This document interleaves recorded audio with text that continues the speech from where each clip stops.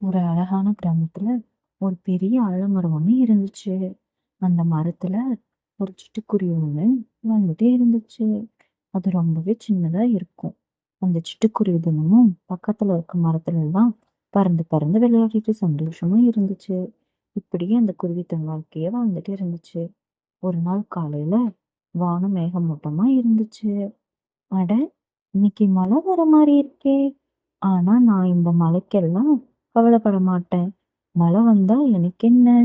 நானே ஒரு சின்ன குருவி. இந்த மழைக்கு நான் மரத்திலேயே இருந்துப்பேன். இது என்ன ஒண்ணும் பண்ண முடியாது. இப்படின்னு சொல்லி சிரிச்சுட்டே இருந்துச்சு. அந்த நேரம் பார்த்து ஒரு காகம் ஒண்ணு சிட்டுக்குருவி கிட்ட வந்தது. குருவியே, மழை அதிகமா வர மாரி இருக்கு. நீ கூடு கட்டி இருந்துக்கோ. இல்லன்னா உனக்கு தான் ஆபத்து. அப்படின்னு சொல்லுச்சு. மழையா? இதெல்லாம் நான் ஒண்ணும் பண்ண முடியாது. நீங்க உங்க வேலைய பாருங்க. இப்படின்னு குருவி காகம் கிட்ட நக்கலா சொல்லிட்டு அங்கிருந்து கிளம்பிடுச்சு. கொஞ்ச நேரத்துல காட்டுல பயங்கரமா மழை பெய்ய ஆரம்பிச்சது. ஐயோ! என்ன இப்படி மழை வருது? என்னால முடியல. நான் தப்பு பண்ணிட்டேன். அந்த காகம் அப்பவே என்னை எச்சரிச்சது. நான் தான் அது பேச்ச கேட்கல.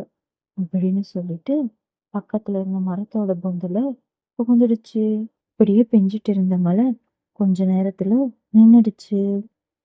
குருவி காகத்தை தேடி போனுச்சு.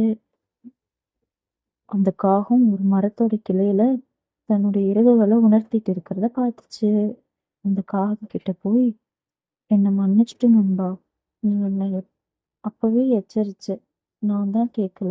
அதோட பயனை அனுபவிச்சுட்டேன். இதுல இருந்து நான் உன்னை நல்லா கத்துக்கிட்டேன். எந்த விஷயத்துலயும் முன்கூட்டியே தயாரா இருக்கணும்னு எனக்கு இப்ப புரிஞ்சுது. ரொம்ப நன்றி நண்பா. இப்படின்னு சொல்லிட்டு அங்கிருந்து கிளம்பிடுச்சு.